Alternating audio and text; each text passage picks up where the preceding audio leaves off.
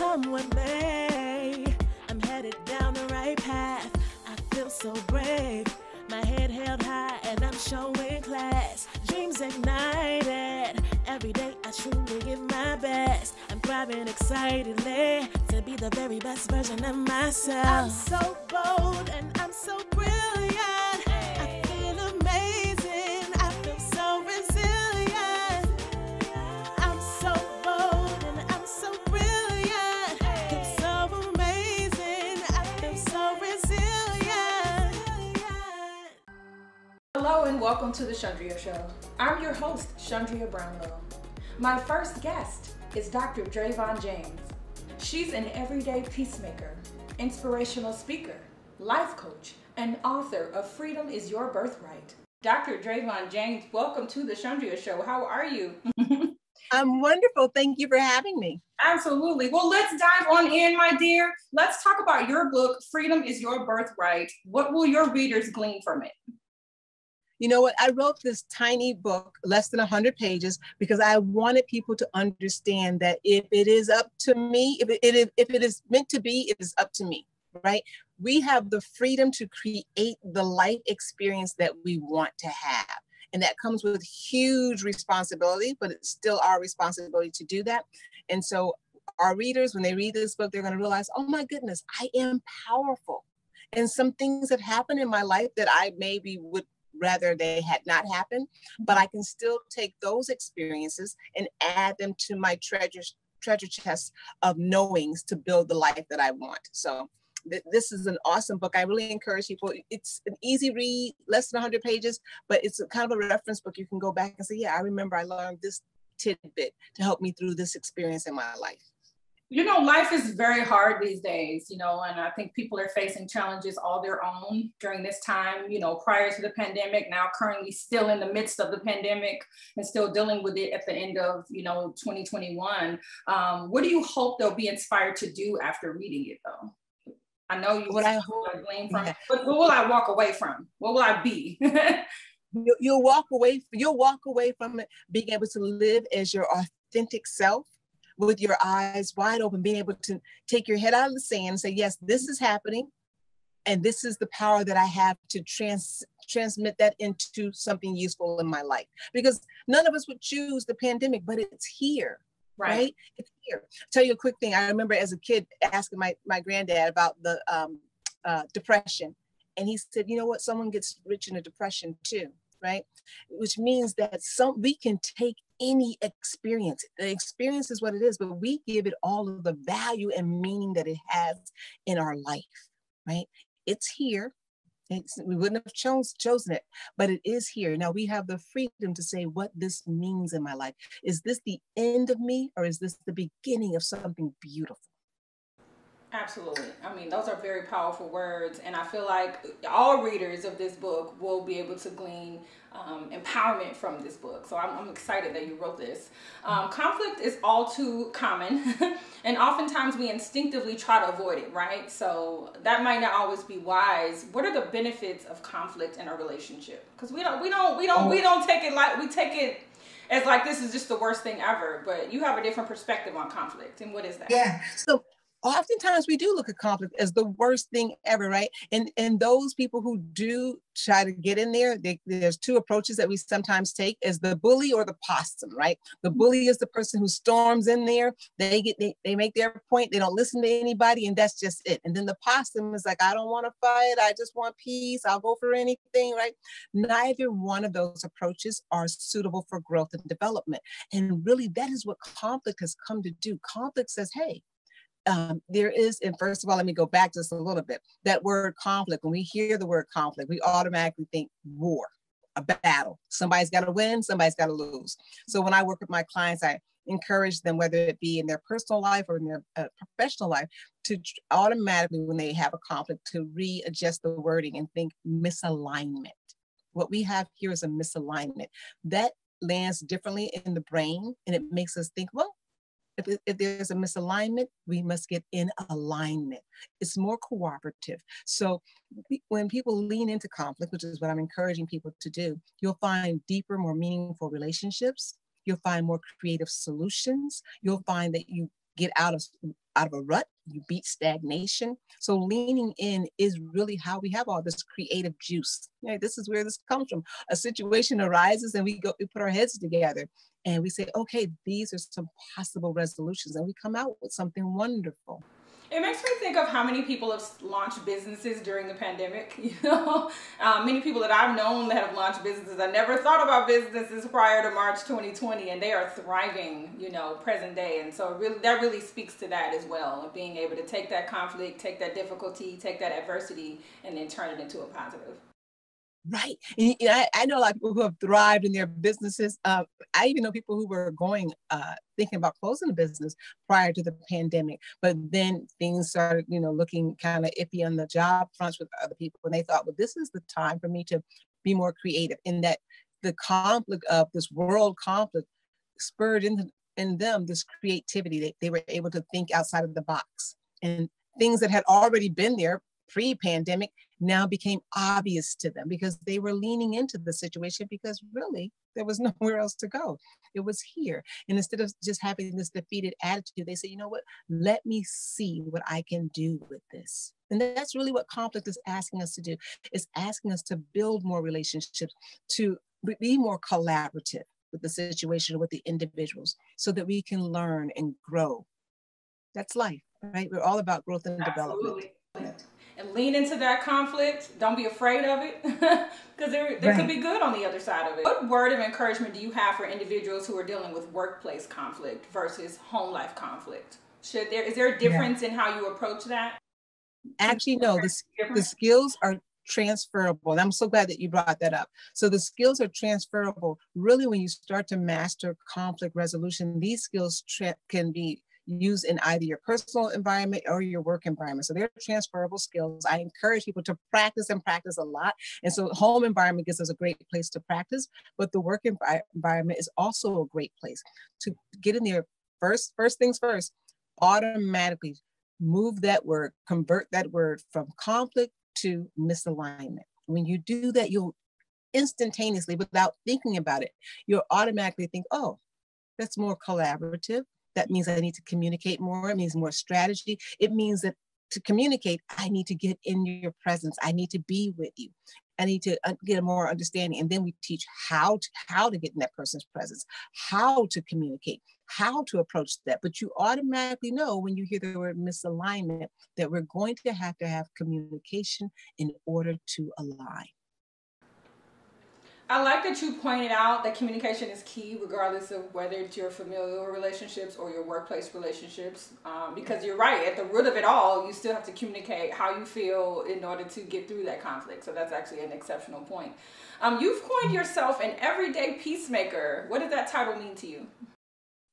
So I have a philosophy called everyday peace, where peace is defined as wholeness, completeness, nothing missing, nothing broken, totality. So whenever I'm doing coaching sessions, whether it be executive coaching or life coaching for an individual, I go back to the principles of this philosophy, which says that everything that shows up in our life, the good, the bad, and anything in between, has shown up for one reason. And that reason is to bow down and serve us as we consciously create our next level of greatness. So when you in that definition of peace, you hear that there will be conflict. There will be the unexpected, which feels like the unwanted, right? Those things will occur because it's part of the whole puzzle, right? If you've ever done puzzles over the holiday with your family, you know that one piece missing from that puzzle makes it incomplete. So if that one piece happens to be a picture of a storm cloud, we still need it. So when we look at life like that, knowing that things will show up, and then going back to the book, Freedom Is Your Birthright, what will you do with this thing that's shown up? I know what you're supposed to do with it, but you do have a choice. You can use this as a catalyst to move you towards your goal, or you can use it as a stumbling block to keep you stuck. So that's what I mean by everyday peace. And I call myself everyday peacemaker because I teach people how to make that choice, which is proactive for their goals.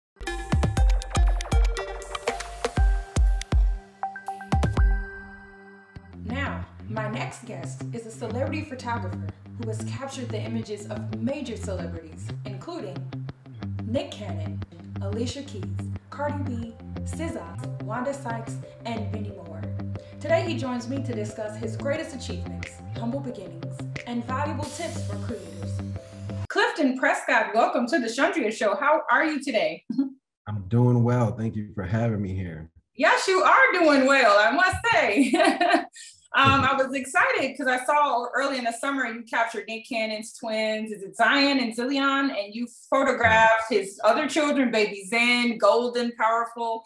My first question is, how special is it to reach this point in your career where you're capturing some of the most special memories for celebrities like Nick Cannon? Wow, yeah, it's a very extremely special time that I'm living in right now as an artist. I don't take it for granted at all. I mean, I think working with anybody, whether it's a celeb or a diplomat or just like even a regular person, you know, it's to be able to be trusted with your eye and your skill and your craft to be able to create memories for any individual is pretty amazing. So, I mean, it just so happens that in this case, it's Nick and his children and his family. And I just, I definitely appreciate the opportunity. And it's nice to be a part of their history. You know, I think photography, especially like family photography, I think is special. Like you said, whether it's a celebrity or not. I mean, you know, pictures last a lifetime. You know. Yeah. I mean, I feel like to me, it's even more powerful than video sometimes because that's the photo that's going to go on your mantle. That's the photo that's on your wall. That's the photo you're going to live when your baby's 18. That baby picture is not going anywhere, you know? So absolutely, that makes it even more incredible for you to, you know, use your art in such a meaningful way. So that makes me ask, what have been some of your proudest achievements as a celebrity photographer? Because your list of credits is outrageous, you know, but what are some of your proudest achievements where you were like, okay, yeah, Clifton, you're in the mirror like, Clifton, you did that. Like, what were some of those moments? Man, it's so hard. I definitely have not arrived, but it's like, there's a lot. Oh, you're so humble. Definitely have not arrived. Some of my proudest moments. I mean, I think it goes back to just, you know, what an experience that I had when I was in college. I was at a birthday party of a mutual of a friend of mine, and the princess of Nigeria, Keisha Omalana, was there, and she's you know, ex supermodel and all. Just her aura walking in the room was so amazing, and my friend introduced me to her and you know, told Keisha that I was a photographer, and Keisha was like, wow, that's amazing. Like, you know, let's shoot sometime. And I was like, what? Like, I'm 19 or 20 at the time. And she's like, you know, let's shoot. And she's like, you have a studio? And I was like, I don't have a studio. I have a dorm room though. You know, I've been doing all my shoots there. And she's like, sure, let's do it. And that was, I think, one of the coolest moments of my life.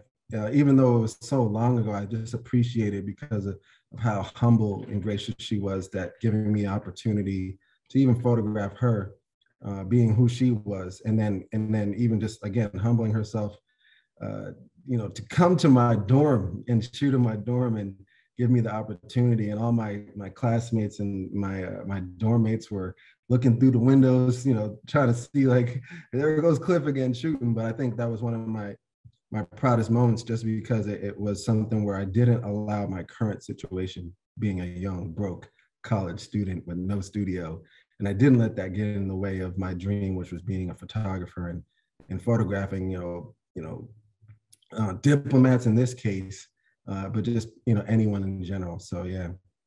Okay, let's park right there. Take me back to the beginning as a college student. You know, you're a college student. You have these ambitions of being this amazing photographer. You know, at that time, because you said, you know, you were a broke college student, but you had dreams, you know, so how did you envision success at that time in your life?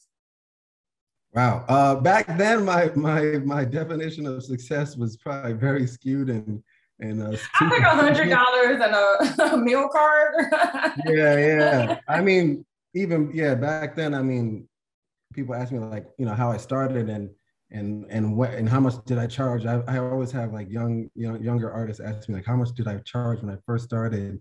And I was just like, look, I just did what I could and what I needed at the moment. So if I needed $70 as a 19-year-old, I was going to charge $70. But Yeah, I mean, back then, what I was striving for was a level of, and I still am striving for it, but a lot of the artists that I looked up to, whether it was Alexei Lubomirsky, Hunter and Gotti, Mario Testino, all these different fashion photographers, I always looked up to them. I would save their work and pull out the pictures in magazines, and I would just try to model my career or my budding career after theirs. I would just study their work so much and just try to mimic and imitate and understand the lighting and photography and framing by looking at the greats at the time that I was starting off. So yeah. The average college student isn't quite as tenacious, especially early on in the college career. And so, I'm hearing how ambitious you were. You were doing vision boards before it was even a thing to do, Yeah. But you had a lot of hustle and grit at that time. Would you say that attributed to, reaching the pinnacle? Like I say, I know you're in your mind, I'm still climbing. I haven't reached the top. I'm still growing, but I mean, imagine if your future self came to you at 19, would it be like, okay, that's exactly what I'm working towards. I'm glad to know like my efforts are in vain. Let's talk about that hustle that you had at 19. Because you were just hanging out in the dorm and going to class at 8 a.m. and coming back to play video games. Like you were doing full-on photo shoots in your dorm room. That's not common. Yeah, I mean, the hustle was very important. I think that's something that everybody really has to tap into, especially if they want to get to a certain level in their life, whether it's professionally or personally. I feel like I did hustle a lot. Like I said, I tried to make it happen anywhere, anytime, anyhow. And I do feel like and this was before YouTube, so before you can start looking at videos on how to do what you needed to do. Like it was very much apprentice minded that I had in back then. I needed to get in front of people. I needed to learn from them, get hands on, and I emailed. I remember in my senior year of college, I emailed about 30 of the top fashion photographers in the world to get an opportunity to intern for them, and nobody got back to me. And it was a year after I graduated college that one photographer got back to me. He's like, "Hey, are you still available to intern and come in?" And his name was Alexei Lubomirsky, and I was like, "Yes, absolutely." But so it's like sticking with it. In between that time I sent the email and the time that I got my first fashion photography internship, I was unemployed for 11 months, and then I was unemployed for I was unemployed for a while. But I was always, even in that time of unemployment, I was still like trying to do onesie twosie photo shoots here and there. So it's sticking to it, like how bad do you really want it? It sounds so cliche, but sticking to it and getting that hustle, because I feel like a lot of times, a lot of artists, especially now, are getting to certain levels and achieving certain things faster than their character can sustain. And because of that, you're skipping out on experiences that you need to have as an artist, that you need to have as a business person to be able to maintain the level of success that you're trying to attain. I agree with you wholeheartedly. And sometimes I think about like, starting out before there was so much technology in the creative space, before there were the YouTubes and things like that, where you really did have to put the work in to learn whatever it was you were trying to learn or craft. I mean, I think it's really dope that you were sowing seeds in yourself. I mean, even if it took 11 months, I think you probably would have been happy if it took 5 years. When you finally got, it kind of solidifies that I know I'm headed in the right direction. And those little reminders that, even if it's a year later, when you got the call back, like you said, you never let it go. Right. And you mentioned, obviously aspiring creatives, aspiring photographers, a new generation, are starting out. What encouraging words do you have for someone who's just setting out, an aspiring photographer who looks forward to growing creatively and elevating professionally the way that you have? What words of encouragement do you have? I think that the biggest thing there's two things, but the first and most prominent one is you have to be an apprentice for somebody. I feel like apprenticeship is dying. The idea of it, everything about apprenticeship is dying. Everybody just wants to do it on their own and do it quickly. And it's possible to do that. I mean, there have been people that have done that, but a lot of those people are not here today. They had their 15 minutes of fame and they're no longer there. So I think that apprenticeship is so key. So if you really want to work and really want to get to a certain level, you really want to be in this case, a photographer, you need to apprentice for somebody, and not just for 3 weeks. Like I did it for 3-4 years before I ventured off into my own. And that some people might say that is short, because I know people that did it for longer. But when you do apprentice for somebody, I think that the main thing is not just about what you can get from them, but when you apprentice for somebody, it's like, show what you can give to them while learning for yourself, because they don't need you. They can get anybody else to apprentice for them, but you want to learn from them. So you need to be able to provide value to them.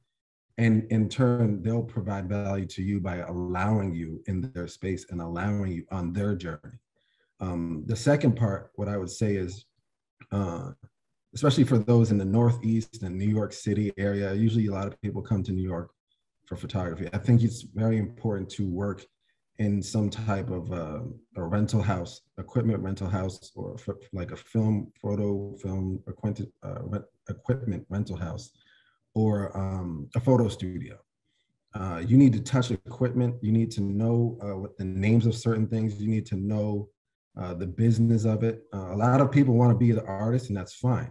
If you want to be an artist that, you know, is making money and embracing the business end of it, then you really need to make sure that you're not neglecting the business end of things, and you need to get around that. And I think the best way to get around that and dive into that is by working in an equipment rental house in the city, or a photo studio in the city.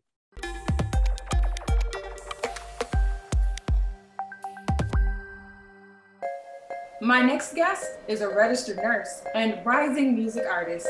We chat about his new EP, inspiration for his music, and his affinity for serving others. Alonzo Wilkins, welcome to the Chundria Show. How are you? Good. How are you doing? That intro was amazing. Amazing. Good stuff. Thank you. Love your energy. Now, your fans and your followers know and love you as Alonzo Direct. Tell me about the name and what it means to you. Alonzo is actually my name. So, you know, a lot of people don't know that, or they think it's just something made up. Alonzo's my middle name.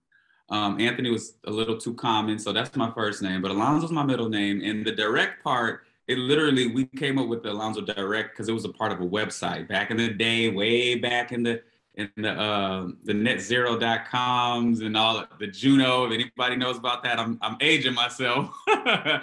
But when we were coming up with my first website, it was like, okay, you can get to Alonzo Direct, like right here. And that kind of just became the name. And then now over time, you know, it's kind of just became my social media moniker and stage moniker. And it really represents more so who I am.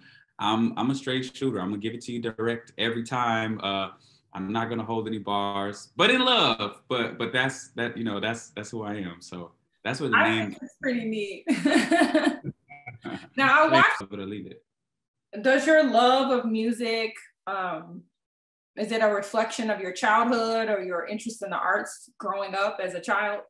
Absolutely. So I grew up in I was gonna say in a hood household, but I gotta start being a little more politically correct.